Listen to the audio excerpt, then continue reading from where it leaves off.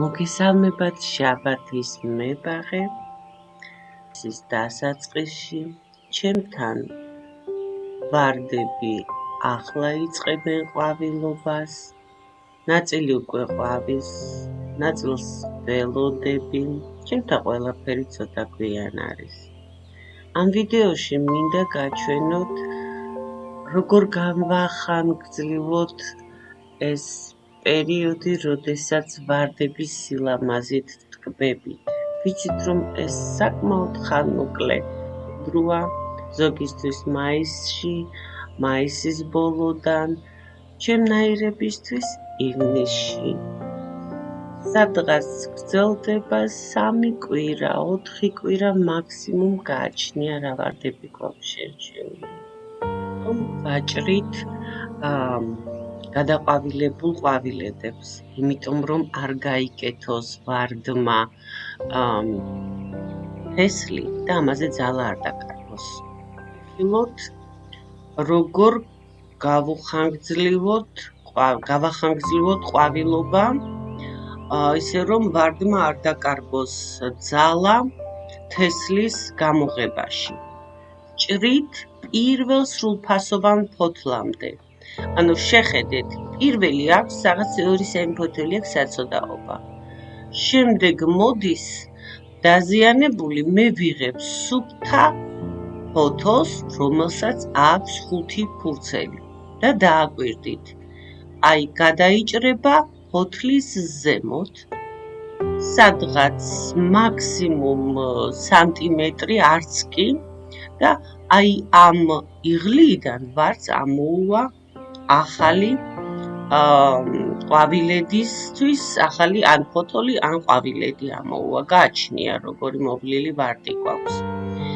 ეხლა მინდა მიაქციოთ ყურადღება, რომ ზოგიერთ ვარდს აქვს აი 5 ფორთლიანი სრულფასოვანი ფოთოლი, აქვს 5 ფურცლიანი კი არა, 7 ფურცლიანი. ამას მნიშვნელობა არ აქვს. პირველივე ნებისმიერ ვარდზე პირველივე სრულფასოვანი ფოთოლი 5 იქნება, თუ კლაინბერის შემთხვევაში იქნება 7, აი გვჭრით. აი ახლა კიდევ გაჩვენებთ მაგალითზე. დაზიანებულ ფოთოლს სრულფასოვნად ჩავთვლით, აი ესე გადაიჭრება. ვაგროვებ სამურაბედ, სხვათაშორის გავაკეთე და ძალიან გემრიელია და ლიქიორისთვისაც დავდგი.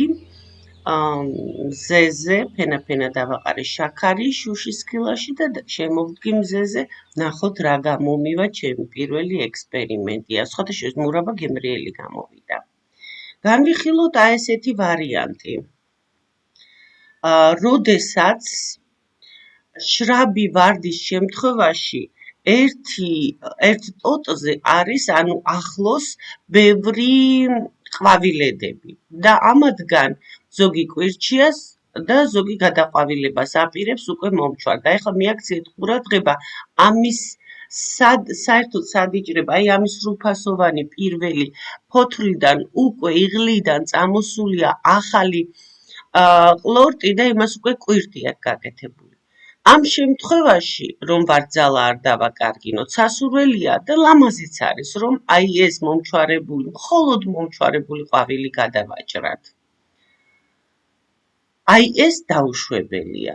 თუ გეჩქარებათ, კი ბატონო, გააკეთეთ, იმიტომ რომ ამ შემთხვევაში ეს დარჩენილი ნაწილი იწყებს მომწიფებას, თესლის ჩადებას და ასუსტებს მცენარეს. თუ მიაქციეთ ყურადღება, არც ერთი ყლორტი არ მთავრდება ეგრეთ წოდებული ბრმა თვალით. ყველა ტოტზე არის ყვავილედების კვირტები ან ყვავილები. ეს არის კარგი სხვლის შედეგი, გამოკვების შედეგი. იხილეთ ვიდეოები თანდართულ კომენტარში, პირველ კომენტარში, აგრეთვე აღწერილობაში.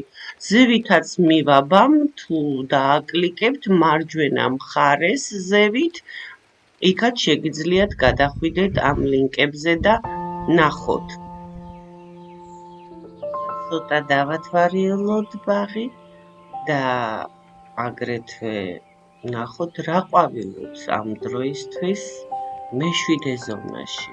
აგრეთვე ნახეთ რას ნიშნავს ყინვაგამძლეობის მეშვიდე ზონა პოსტებში, იქ მაქვს აღწერილობა და მოცემული თუ რა შეგიძლიათ ჩარგოთ უპრობლემოდ თქვენ ზონაში, ისე რომ არ გახდეს თქვენთვის მოვლა რუტინად, შეფუთვა, ებრძოლოთ ამინდებს.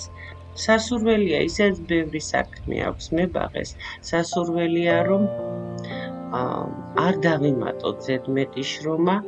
ყველა ზონაში არის ლამაზი ყვავილები, რომელთაც შეგვიძლია გავხადოთ ჩვენი ბაღი უმშვენიერესი.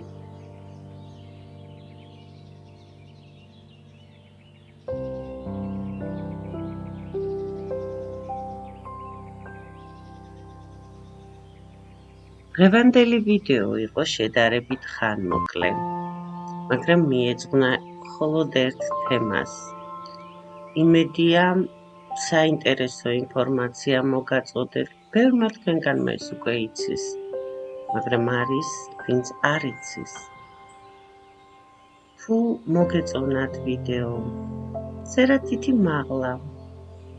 თუ არ ხართ გამომწერი, გამოიწერეთ არხი.